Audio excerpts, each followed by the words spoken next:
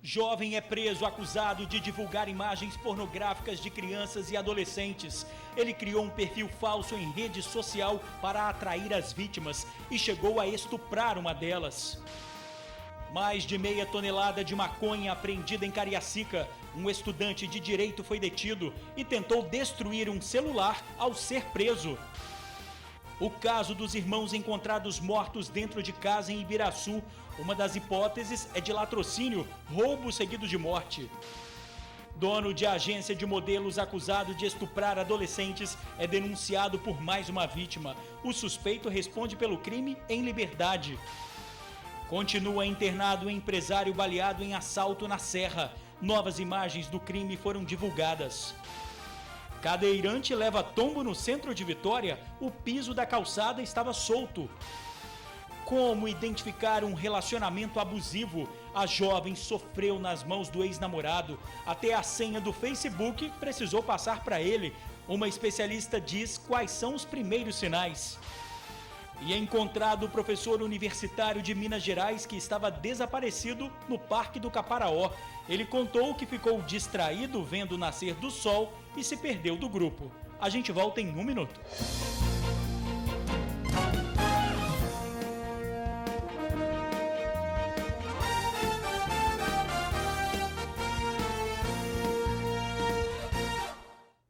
Olá, boa noite. Jovem é preso acusado de divulgar material pornográfico de crianças e adolescentes. Ele criou um perfil falso numa rede social para atrair as vítimas. Ele confessa abertamente o que fazia. Pedi para criar intimidade. Como é que você conseguiu o contato delas? Pedindo pelo site. Denner da Silva Carvalho, de 23 anos, foi preso após 3 meses de investigação. Ele mantinha contato com adolescentes menores de idade usando um perfil falso numa rede social.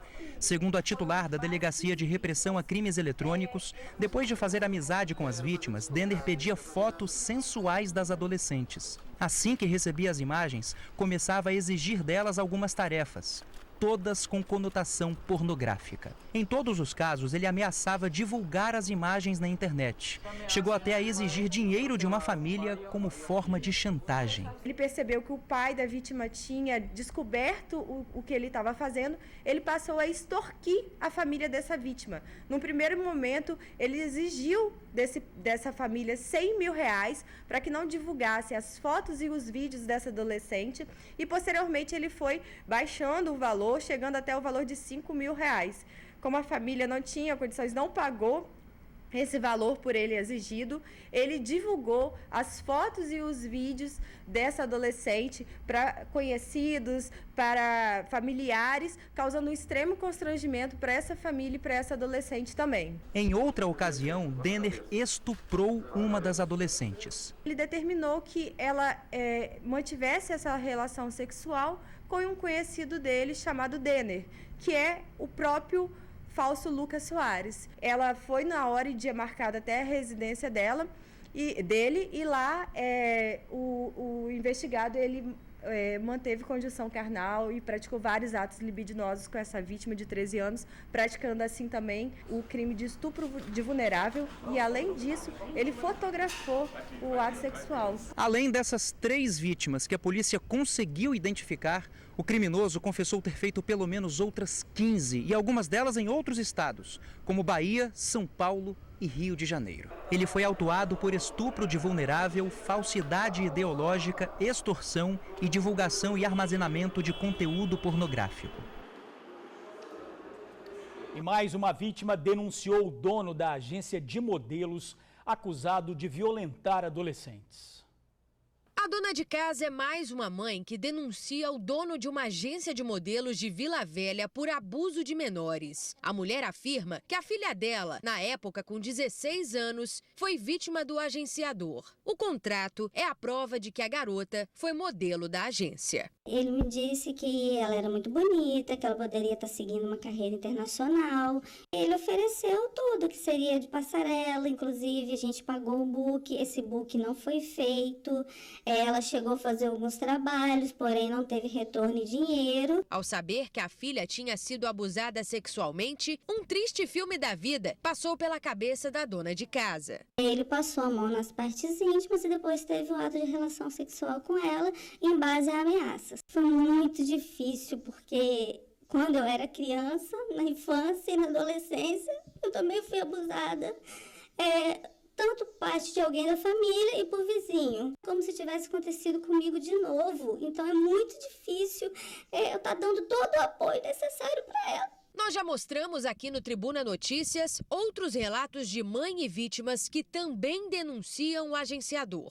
Só tomei ciência quando me chamaram no DPCA para tomar o depoimento, que abriram lá o computador e ela se sentiu à vontade lá diante da escrivã, se sentiu protegida e relatou o que houve. Até mesmo uma ex-funcionária da agência procurou a polícia e ajuda nas investigações. Segundo ela, as vítimas tinham entre 13 e 17 anos. Ele pedia para algumas meninas irem depois do expediente na agência para fazer algumas fotos para perderem a vergonha. Fazia de biquíni, beleza, passava o biquíni, ia para lingerie, da lingerie fazia o sensual sem o biquíni.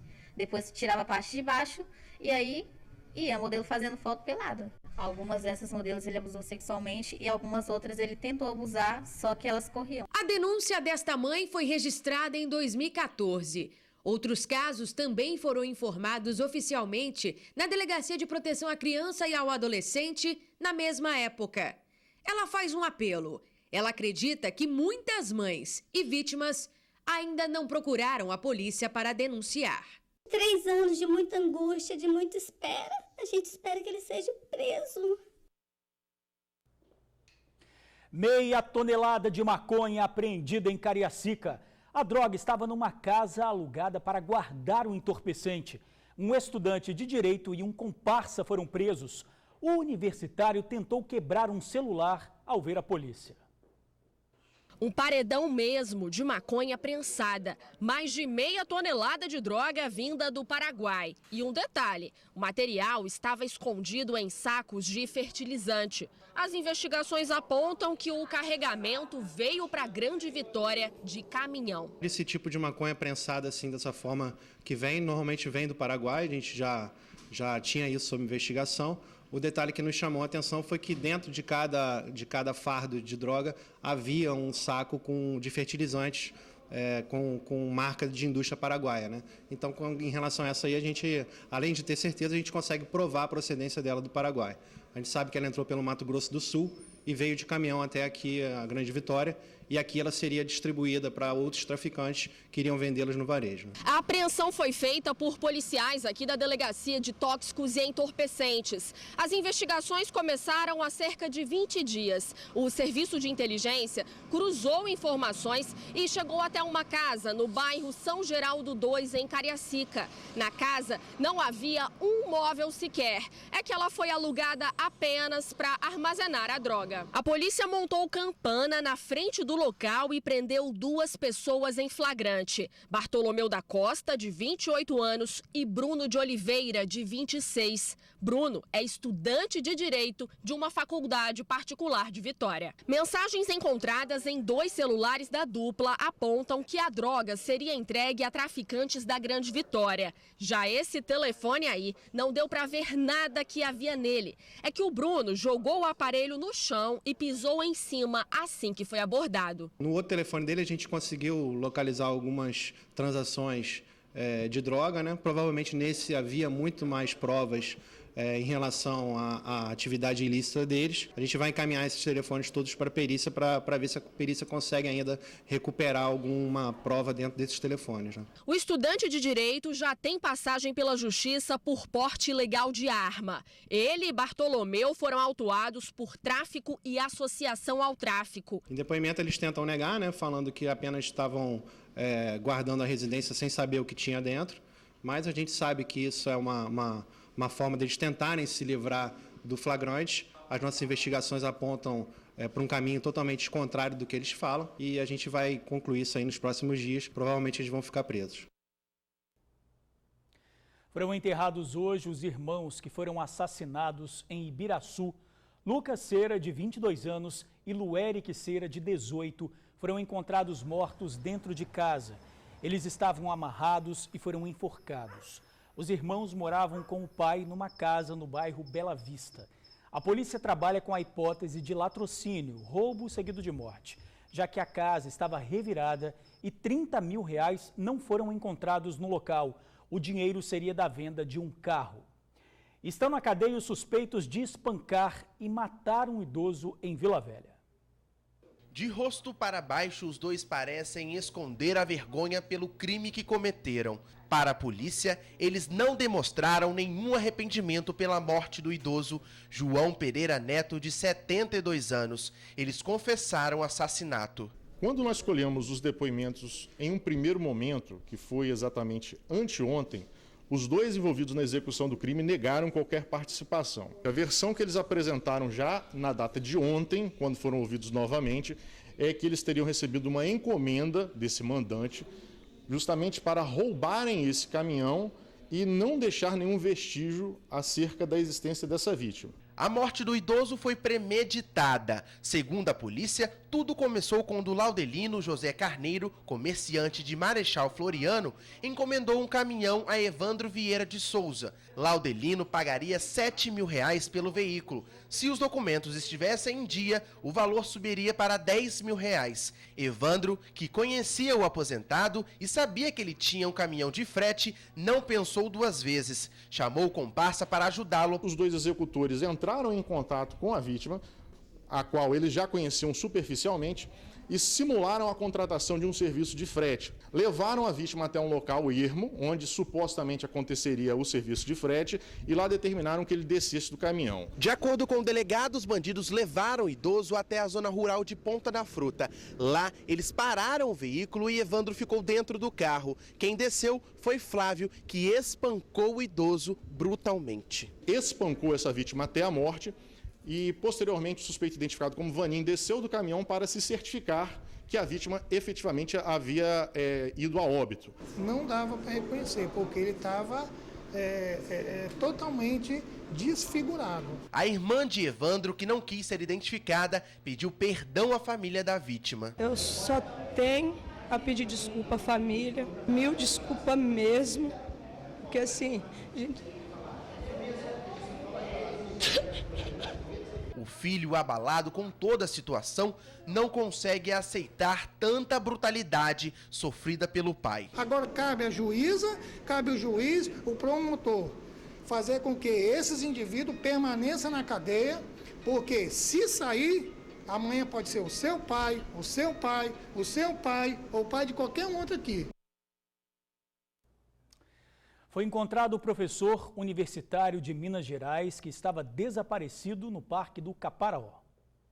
Depois de vários dias de buscas, o professor universitário foi resgatado. Antônio Dutra Júnior, de 43 anos. É esse homem que aparece sorrindo ao lado da equipe do Corpo de Bombeiros.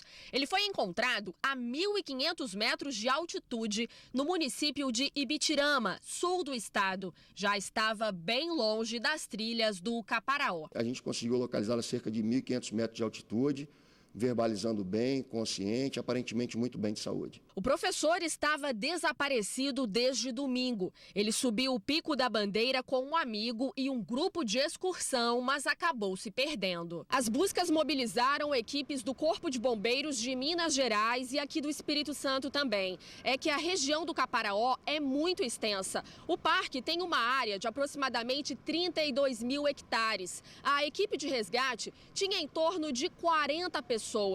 Muitos eram voluntários. Inclusive, quem encontrou o professor foi um cabo que interrompeu as férias para ajudar nessa missão. E ele só conseguiu isso graças a uma parceria para lá de especial. A cadela Beck farejou vestígios do professor e, pela reação que teve, deu a entender que ele estava por perto. Foi uma emoção muito grande, tanto para as equipes quanto para ele próprio. O perigo de um relacionamento abusivo. Uma jovem ouvida pelo TN viveu momentos de desespero nas mãos do ex-namorado. E você vai ver também como identificar os primeiros sinais de que a união pode terminar em violência.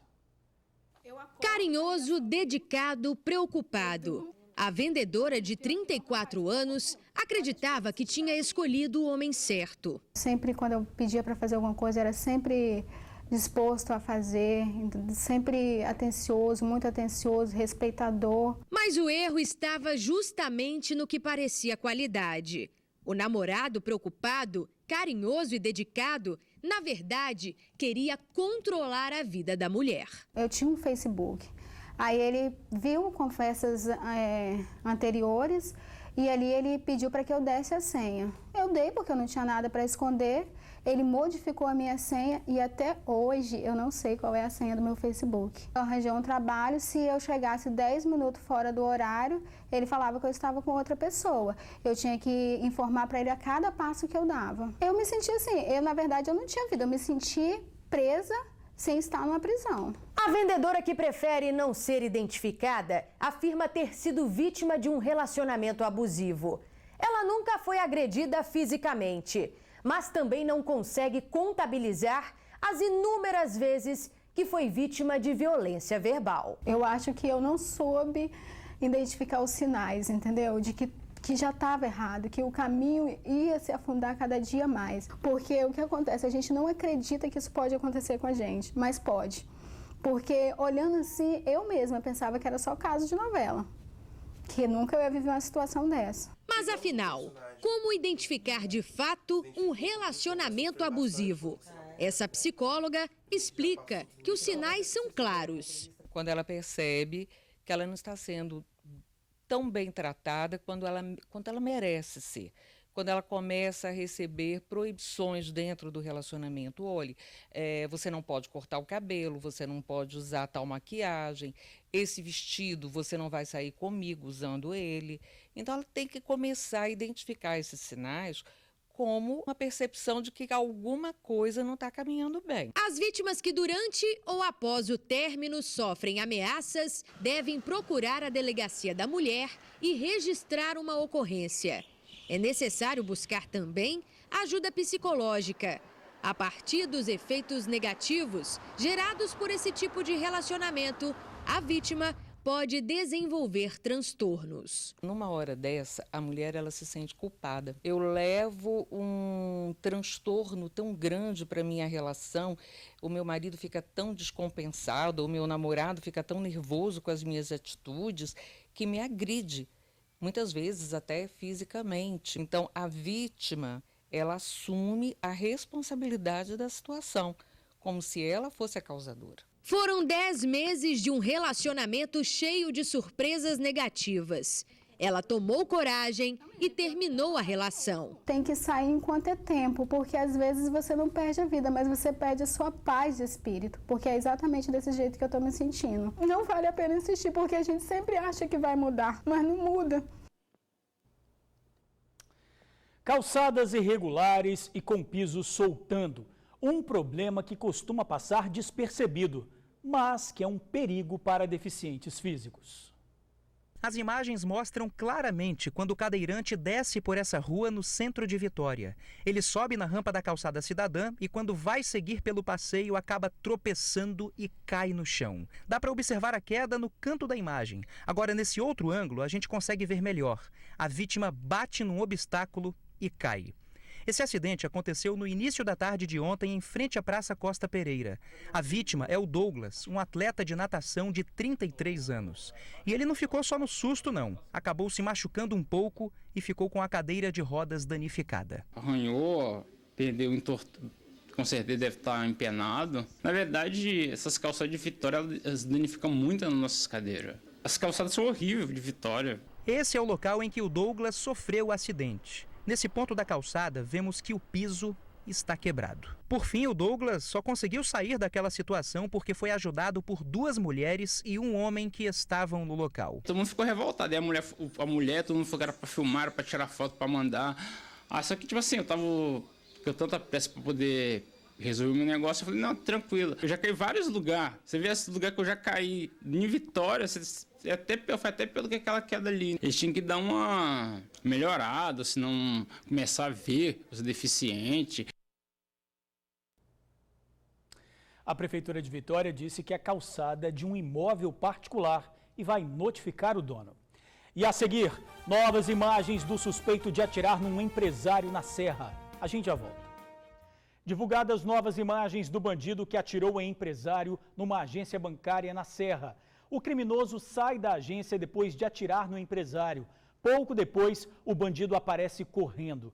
Tinha roubado o malote da vítima. Luiz Riso levou um tiro no abdômen e continua internado. O criminoso fugiu de moto com um comparsa. Quem tiver informações que possam ajudar a identificar os bandidos, ligue 181. Obrigado por assistir ao jornal, pela companhia de sempre, uma boa noite e eu te espero amanhã.